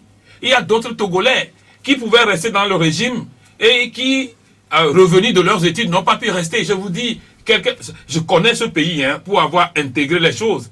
Achille Awade, le grand frère de Ingrid Awade, mais c'est quelqu'un, il a été ultra brillant à l'école. Alors là, ultra brillant à l'école. Mais quand il a fini ses études, il n'a pas pu s'intégrer ici. Il a été obligé de retourner à l'extérieur parce qu'il sent qu'un vrai intellectuel ne peut pas évoluer dans un régime pareil. Voilà, c'est le problème qu'il y a au Togo. Une nouvelle question, madame, maintenant. Qu'est-ce que la coalition attend de la CEDEAO? Permettez-moi de revenir par rapport à la question de l'honorable Jean Kissi. Par rapport au député sur le message du président de l'Assemblée, moi je me dis que c'est une maladie actuellement pour tous ceux-là qui se disent qu'ils suivent le régime en place. Lorsque vous prenez des ministres, un ministre des infrastructures par exemple, qui au cours de la réception des travaux publics, qui dit sous l'impulsion du chef de l'État. Moi, je ne comprends pas. C'est une formule consacrée. Donc, ça veut dire que lui, il a été nommé ministre de tel poste, mais il ne sait pas quoi faire. Non, mais il faut que le chef de l'État lui dise ce qu'il va faire avant qu'il ne se lève pour le faire. Demain, si vous êtes ministre, vous ferez la même chose. Non, je ne le ferai pas.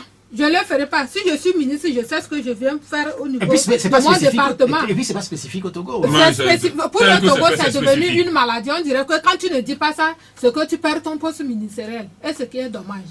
Donc, par rapport au discours du président de l'Assemblée nationale, moi, je n'ai pas été surprise parce que c'est comme ça, c'est devenu comme un refrain pour tous. Donc, il faut toujours dire sous, pour peut-être garder son poste ou quoi. C'est une décoration, moi, je ne sais pas. Mais bon, c'est ça. Par rapport à la CEDEAO, oui, pour revenir à votre question, moi, je trouve que la CEDEAO fera son travail, mais je me dis que le dernier mot revient au peuple. C'est à nous de démontrer par rapport à certaines manifestations, par rapport déjà à demain, par rapport à Togo, que nous sommes déterminés. Et je me dis par rapport à notre détermination, les valeurs et la portée des recommandations de la CEDEAO viendront en tenant compte de cette capacité du peuple à tenir tête au gouvernement ou bien au pouvoir. Donc je me dis tout dépendra de notre mobilisation. Alors je me dis que nous ne devons pas baisser les bras. La journée de Togo de demain, c'est déjà un signal. Mais nous disons qu'il y a un signal pour le dernier appel. Et par rapport au dernier appel, je crois que ça serait un assaut final. Donc la CEDEAO, elle fait son travail, mais nous disons que le grand travail reviendra à notre niveau. Parce que lorsque vous venez dans un pays et que vous dites que papa et maman sont en train de se quereller, père ou fils sont en train de se quereller, vous ne pouvez pas peut-être dire, toi, qu'est-ce que tu veux prendre et tu laisses l'autre. Donc c'est ce que nous aussi nous voulons. La CEDEAO verra ce qui est bon pour le peuple togolais et c'est par rapport à ce bien-être du peuple togolais qu'elle va assigner ses recommandations. Voilà ce que je peux dire par rapport à ça. Il y a un auditeur qui a fait un constat là. Oui, en gros, c'est au député Jean Kissi que cela s'adresse, en fait, ou bien à madame. Puisque quelqu'un d'entre vous a parlé de députés mal élus, c'était vous, madame. Oui, en fait, le constat de l'auditeur, c'est de savoir si les députés de la majorité sont mal élus. Est-ce que ceux de l'opposition ne sont pas dans le même temps aussi mal élus? Ok, d'accord. Je vais répondre à cet auditeur-là. J'ai bien parlé j'ai bien dit, lorsque nous sommes arrivés au niveau de l'Assemblée nationale, j'ai dit que je serais heureuse de voir ces indignes députés-là finir leur législature et ne plus siéger au niveau du nouveau siège de l'Assemblée nationale. Et je mesure bien mes mots. Je m'explique. Lorsque vous prenez 1 million de Togolais, 1 million de Togolais qui élisent 27 députés, et que maintenant on vous dise que 800 000 seulement de Togolais ont élu 62 députés, mais ça pose problème.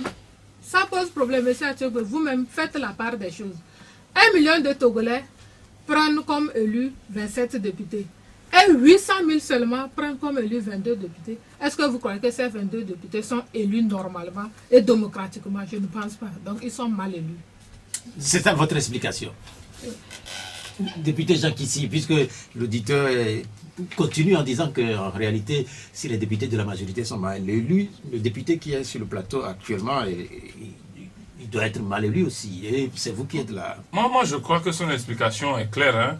Autant, en voyant les chiffres, en comparant les chiffres, on peut dire que les députés de la majorité sont mal élus. Autant on dirait que les députés de l'opposition sont trop bien élus. Parce qu'au moment où nous avons 50 000 voix pour avoir un député, ils ont quelque part 3 000 voix pour avoir un député. Vous ne voyez pas qu'on est trop bien élus là? Normalement, si on veut faire bien là, on va leur demander de retourner chez les électeurs avant de revenir. Ou bien Pierrot? Non, mais en fait, moi, je ne réagis pas par rapport à... Donc, moi, j'ai réagi alors. Donc, moi, j'ai dit. Il y a une précision également. Vous êtes sur le même auditeur, puisque cet auditeur, il a posé beaucoup de questions. Et si vous sentez que le peuple est avec vous, pourquoi vous obligez de passer de marché à marché pour sensibiliser l'opinion? En réalité, c'est une question que j'ai posé au début de cette émission. Vous étiez obligé d'aller dans les marchés, d'aller frapper aux portes des populations togolaises à rester zèle de main. Oui, parce que toute action qu'on pose, il faut l'expliquer. Toute action que vous posez, surtout lorsque vous changez de méthode, vous évoluez dans les stratégies, il faut l'expliquer, il faut mobiliser. La politique, c'est une action de mobilisation. Et c'est toujours comme ça que ça se passe. Vous savez, nous, au moins, nous souffrons, nous saignons pour aller nous mobiliser pour la liberté de ce peuple. Eux, ils prennent l'argent du pays pour mobiliser, pour aller inaugurer des... Comment disons, là où on sort de l'eau, là. La fontaine. Pour aller les fontaines. Mais regardez ce qui s'est passé à la poste de Anfoin. Non, mais est-ce que ça, c'est digne d'une nation, ça? Regardez ce qui s'est passé à la poste d'Anfoin. On dit que le chef d'État va inaugurer la poste d'Anfoin. Et puis, on prend des caterpillars. C'est en ce moment-là qu'on va un peu raser la route qui va de Vaughan à Anfoin. Je dis, mais pour aller à Anfoin, là, on passe à Neho. Alors, je me suis rendu compte finalement que c'est parce qu'on devait prendre des bus pour aller ramasser des gens de Vaughan et venir. Alors que les gens d'Anfoin vont au marché de Vaughan chaque vendredi, hein, et les gens de Vaughan viennent au marché d'Anfoin chaque samedi, on ne leur a jamais arrangé la route. C'est pour aller inaugurer un produit qui n'est même pas un nouveau produit, un produit qui existe, et que Flouze et Timoni font déjà bien. C'est pour aller à faire ça qu'on est obligé de dépenser des millions. Est-ce que ces millions-là ne peuvent pas servir à faire Mais en fait, la chose? route a été rasée quand même. Hein? Oui, mais c'est pour ça. Oui, mais en fait, à quelque chose malheur, bon, la route a été quand même arrangée. À cette occasion-là. Oui, mais en fait, ça pour Non, nous, on n'a pas besoin qu'on rase. Nous avons voté l'argent pour que cette rue soit construite. Mais en fait, Donc, il faut le construire. C'est pas une question d'aller le raser. Et je dis, combien on a mis? La dernière fois, on inaugurait l'Assemblée nationale. Attendez, l'Assemblée nationale, c'est chez nous, là. Vous voyez des bus débarquer, des femmes là-bas, il paraît qu'on a fait 5000 tricots. Vous les voyez débarquer, on a fait des tricots à tous ces gens-là. Certains ont fait des uniformes sous le compte de la République. Mais au nom de quoi ils ont le droit de prendre l'argent du contribuable togolais pour aller faire ces conneries? Au nom de quoi? Et pendant ce temps-là, les militaires togolais, un colonel togolais gagne 40% de ce que gagne un colonel burkinabé. Mais vous croyez que si nous on prend le pouvoir, c'est comme ça les militaires? Va demander combien un colonel gagne. Va demander combien un général gagne. Il gagne combien au Burkina? Un colonel, il est dans les 400 000 ici. Un colonel va demander combien il gagne au Burkina. Et c'est parce qu'un colonel gagne 400 000 que les médecins, on les paie en dessous de 400 000. Mais c'est normal ça. Au Burkina, c'est combien? Oh, va les demander. Okay. Au Burkina, leur statut, c'est à partir de 1 million, 10 000 francs. Ok, nous aurons le temps de demander au Burkina. Et on prend l'argent là pour aller faire des inaugurations. On veut inaugurer le 4e lac et on dit qu'on... Mais comment ça? Qui autorise qui à faire ça? Revenons à la CEDEAO. Puisque tout le monde attend les injonctions ou les recommandations de la CEDEAO. Certains disent que la poire va être coupée en deux. Je ne sais pas si vous avez déjà entendu ça. Moi, je ne sais pas. Mais tout ce que je sais, c'est que nous ne sommes pas en mesure d'accepter quelque chose qui aille contre les aspirations du peuple. Moi, c'est simple. C'est à cette simple phrase que se résume comment je vois l'avenir du Togo. Parce qu'on nous a tapé pendant des années, mais on est toujours vivant, on continue de lutter. Si demain, ils amènent une mauvaise solution qui grossit encore les problèmes de ce pays, on va continuer de nous taper, mais nous, on va continuer de manifester jusqu'à ce que les aspirations du peuple soient réalisées. C'est aussi simple que ça, et aussi carré. Vous partagez la même position? Oui. Moi, je dis aujourd'hui que les recommandations de la CEDEAO seront les bienvenues lorsque ces recommandations seront bien pour le peuple togolais. Parce que pour nous, aujourd'hui, c'est le bien-être du peuple togolais qui est notre première priorité. La toute première priorité, c'est que le peuple togolais soit dans ses droits et que chaque Togolais se sente fier d'être Togolais et de vivre sur le territoire togolais sans peur, sans se dire la nuit, on va encore faire des rafles et on va nous enlever. Sans qu'un seul Togolais ne dise, ah, mon enfant va sortir, je ne sais pas quand il reviendra, c'est le sang qui serait versé. Tout ce que la CEDEAO va prendre comme recommandation, si ces recommandations sont bonnes pour le peuple togolais, nous aussi, elles seront bonnes pour nous. Nous allons parler de Togolais puisque au début de cette émission, nous avions fait allusion aux incidents qui ont eu lieu dans cette petite localité de la préfecture de Yoto. Et ce sont les trafiquants de l'essence de la rue qui étaient poursuivis ou pourchassés par les forces de l'ordre. Et vous savez connaissez tous l'histoire. Et cette semaine, ou si c'est hier, je ne sais plus, on a vu cette image de Mme Diamabo Brigitte, coordinatrice de la coalition, et avec d'autres membres de la coalition, se rendre dans cette préfecture. Quel était l'objectif de ce déplacement? Non, mais il était normal, vu ce qui se passe dans le pays, que la coalition aille soutenir les populations, aille d'abord comprendre ce qui se passe en tant qu'acteur politique en face du pouvoir et aille présenter ses condoléances à la population, aux familles, parce qu'il y a eu quand même mort d'hommes. C'est vrai que dès que les événements se sont passés, les députés de la région, qui sont tous les députés du CAR, c'est eux qui se sont rendus en premier. Et c'est eux qui ont appelé les chefs cantons, c'est eux qui ont discuté avec le commandant de la zone, c'est eux qui ont discuté avec pour pouvoir nous apporter la lumière. Peut-être que s'ils ne se sont pas déplacés, la version qu'on serait venu nous servir serait les versions auxquelles nous sommes habitués.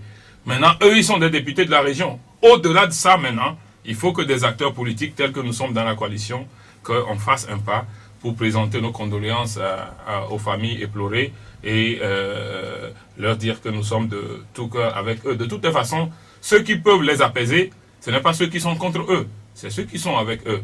Donc il n'y a que les gens de l'opposition et les gens de la coalition qui peuvent leur dire des mots qui leur aillent au cœur. Voilà. Est-ce que ce n'est pas de la récupération politique? Ah bon, on n'aurait pas dû? Non, mais c'est une question que je vous pose. Mais si des populations subissent du tort quelque part, vous êtes des acteurs, vous allez rester les bras croisés et les regarder? Non, vous savez, je disais aux étudiants la dernière fois qu'il y a cette sorte d'attrape-nigo avec lequel le pouvoir attrape un certain nombre de personnes. Lorsque vous portez des revendications, vous voulez revendiquer vos choses, il suffit qu'on vous dise que c'est des politiques qui sont derrière vous, et puis les gens se sentent grisés et ils ne font plus. Je crois que les Togolais ont été trop mangés à ça. Non, c'est fini là. Tout ça là, c'est fini. Là où on est, là, on arrive vers la fin. Je crois qu'il y a une formule qui dit au niveau du pouvoir même que la fin est proche. Donc je crois que pour tout ça, c'est fini. Nous ne laisserons plus aucune population souffrir quelque part, sans défendre ses droits, sans nous approcher d'eux. Et je crois que nous sommes dans notre bon droit, tout simplement. Madame, je parlais de récupération politique. Je ne sais pas si... j'ai vu que le député était étonné. Mais est-ce que vous ne sentez pas que quelque part, oui, l'opposition a sauté sur l'occasion en se rendant à Topli, puisque ce n'est pas la première fois qu'on a constaté des bavures policières dans notre pays. Si on va sauter sur une occasion, ça serait sauter sur une bonne occasion et non sur cette occasion malheureuse-là. Donc, vous comprenez que c'était juste pour aller d'abord présenter les condoléances et les compassions à la famille éplorée. Et moi, je me dis, les événements malheureux de Topli, je ne sais pas comment exprimer mon émotion à l'instant T. J'ai été vraiment choquée que chaque temps que des scènes pareilles reviennent sans que des gens ne soient dérangés, c'est comme si, bon, on peut le faire quand on veut, comme on veut, personne n'en parle et ça va rester là. Même s'ils en parlent, qu'est-ce qu'ils vont nous faire? L'affaire de l'opération Entonnoir, plus les morts, c'est pas la première fois. C'est pas la première fois au Togo. Et chaque temps, de telles scènes, de tels crimes reviennent sans que ça ne dérange l'autorité togolaise. Moi, je ne comprends pas. Moi, l'événement de Topli vient me confirmer, et je le dis ici, je pèse bien mes mots, que c'était une tuerie planifiée. C'était une tuerie planifiée dans le sens que ils veulent faire peur à la population pour dire, toi qui bronches, on t'abat comme un animal, comme un chien, et ça finit. Point final, personne ne va broncher. Et c'est dans ce sens que la coalition s'est dit non, il faut réagir. On ne peut pas rester et voir chaque temps nos enfants périr comme ça dans l'injustice. C'est pas possible. Est-ce que si ce jeune-là qui est décédé par balle, est-ce que s'il avait un boulot, c'est le travail d'un jeune ça? Est-ce que s'il avait un boulot décent avec son diplôme, c'est pas le travail d'un jeune pour aller vendre boudin sur la route, c'est pas le travail d'un jeune. Et moi je me dis, quel pouvoir un agent de sécurité a lorsqu'on l'envoie sur un terrain pour dire où telle personne est en infraction, il faut lui ramener pour qu'il réponde de ses actes et qu'il use de l'arme et des balles qu'on lui a données. Vous trouvez ça normal? Vous trouvez ça normal? C'est inquiétant. Ça veut dire que là où vous et moi, nous sommes ici avec l'honorable et tous ceux-là qui sont dans ce studio, tout à l'heure, ils peuvent venir et c'est fini. Nos parents vont seulement entendre qu'on est venu nous tuer au studio de Pyramide FM. Non, mais si on ne fait pas de trafic de carburant de On n'a pas besoin. Est-ce que cela... Nous parlons du cas spécifique de Tokli, mais il y a eu d'autres théories qui n'ont pas de rapport avec les trafiquants. Si nous prenons l'exemple des enfants de Dapon qui étaient morts, est-ce qu'ils étaient trafiquants? Si nous prenons l'exemple des manifestants qui sont décédés, ils sont des trafiquants. Mais dans quel pays nous allons voir que l'armée se lève et fait... C'est incompréhensible, quoi. Il y a un journaliste cette semaine, Jacques ici, qui disait que la mort se donne trop facilement depuis quelque temps au Togo. Est-ce que c'est le même sentiment que vous avez? Parce que quand j'écoute madame, c'est un peu comme si il disait presque ce que le journaliste disait cette semaine. Mais naturellement, je l'ai dit tout à l'heure lorsque j'intervenais, que les prisons, les blessures et les morts, on en a assez. On en a franchement assez. Et puis quand vous prenez un cas comme ça, les gens de Tokli là, les paysans qui travaillent aujourd'hui, qui ont des motos, ils vont prendre le carburant où? Allez par exemple dans un village de Atcheti aujourd'hui. C'est où Atcheti? Atcheti, c'est en allant vers Dagwati. Vous allez vers là. Quand vous êtes un paysan, vous avez une moto, vous venez prendre le carburant où? Ils viennent prendre le carburant à Anéron. Tu t'imagines que toi tu prends ton truc là, tu passes par Aménian. La seule station Wandoki à Aménian ne fonctionne pas. Et tu passes jusque là, tu viens à Anéron. 32 km pour prendre le carburant. Donc ça veut dire que 2 ou 3 litres là, c'est parti dans le chemin que tu fais pour venir prendre le carburant. Mais comment? Il n'y a pas de station paysanne. Qu'on a dans certains pays, vous allez à Accra ici à côté, dans un certain nombre de recoins, ils ont un grand tank dans une certaine norme et qu'ils mettent dans les villages. Et ils viennent avec les camions, là, les demi, ils viennent leur déverser du carburant, c'est bien aménagé, c'est bien protégé. Il n'y a même pas cette station paysanne au Togo. Et puis vous allez, si on a dit on a fait ça à Lomé, ils peuvent encore dire qu'ils peuvent trouver les moyens de justifier. Mais dans un village comme ça, là où est-ce qu'ils veulent que les gens trouvent? Nous ne sommes pas contents quand les gens emmagasinent l'essence dans leur maison et on dit que ça a brûlé. Mais il faut prendre les dispositions. L'État doit prendre les dispositions telles que ce commerce-là ne va même plus être rentable pour les gens et les gens eux-mêmes vont partir de ce commerce. Ce n'est pas la façon de le faire, ça. Les interventions, il y en a eu depuis quelques années.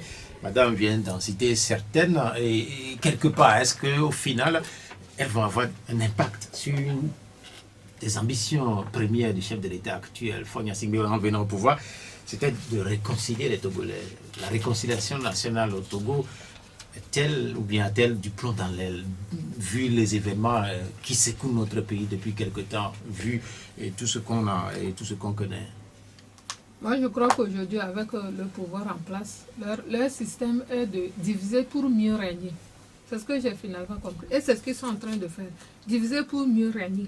Parce que nous ne pouvons pas comprendre pourquoi de telles actions, chaque fois, sans qu'on s'inquiète même de la stabilité ou bien de la quiétude de la population togolaise.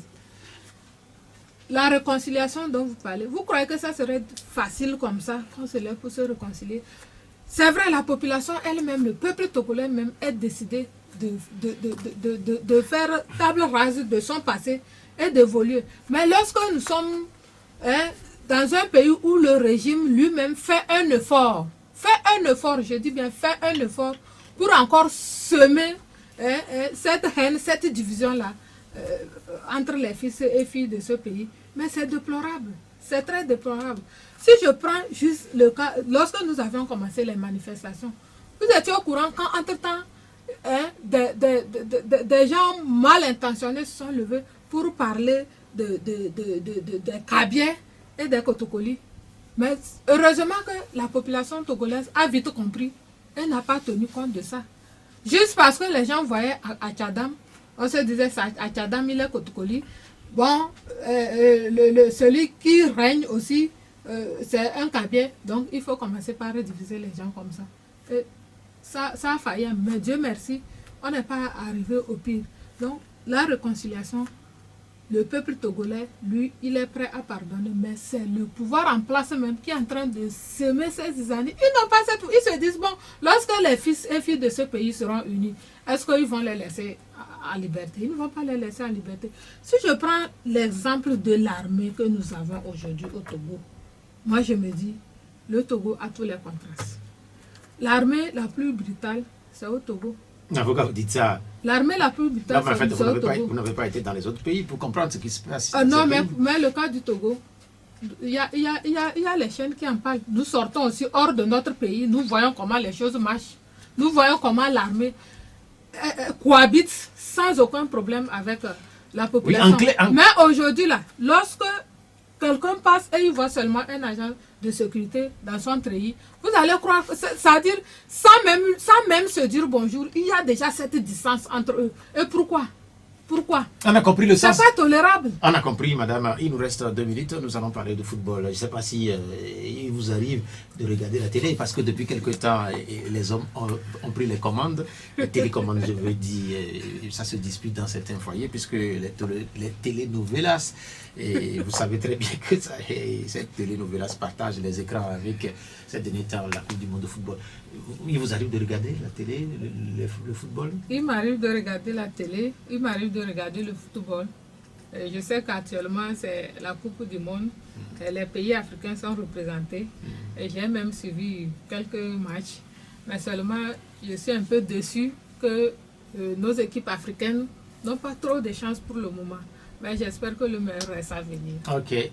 Député Jean Kissi, vous êtes un homme sans doute que vous regardez cette Coupe du Monde de football. Quel est votre sentiment?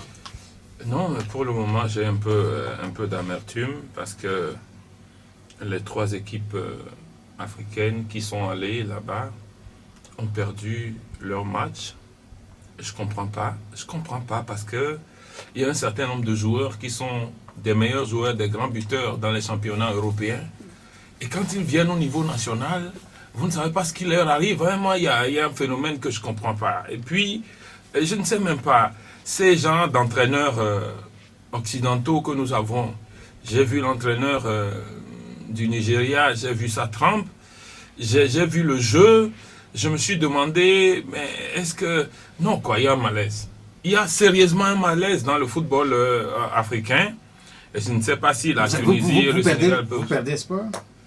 Je ne sais pas si la Tunisie et le Sénégal peuvent sauver l'honneur. Mais pour le moment, ce que j'ai vu dans les équipes, surtout le match Iran-Maroc, ce n'est pas un match qu'on pouvait perdre. C'est-à-dire que vous ne comprenez pas, quoi. Vous ne comprenez pas du tout.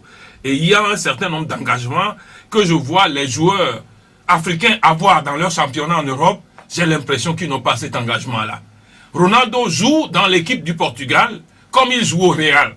Mais vous avez l'impression que nos têtes, ils ne jouent pas dans leurs équipes nationales comme ils jouent à l'extérieur. C'est dommage.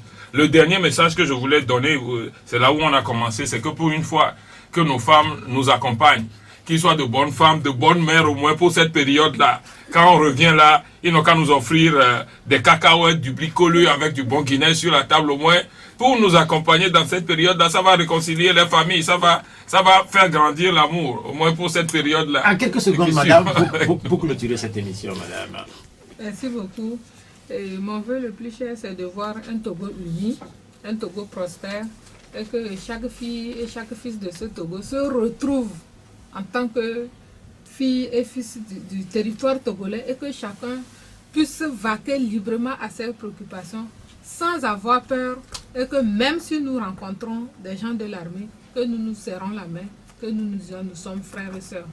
Merci beaucoup, madame Dourgue Sabine Dambé de la Ligue nationale des femmes de Yadi. Jean Kissi, malheureusement, l'émission elle est finie. Oui. Et je suis obligé de rendre l'antenne. Oui, mais moi aussi, un petit mot de fin. Non? Quelques secondes. Mon petit mot de fin, c'est tout simplement pour vous dire Togo debout, luttons sans défaillance. Konzo mourons, mais dans la dignité. C'est mon mot de fin. Bien, merci. Je rappelle que c'est le député Jean Kissi qui a entonné cet extrait de l'hymne national du Togo. Il est du cas. L'émission, elle s'achève, elle sera rediffusée tout à l'heure à partir de 19h. Je suis Pierrot Atiobé. À dimanche prochain. Au revoir. La Gazette du Togo, une vision sur l'actualité togolaise et sur le monde.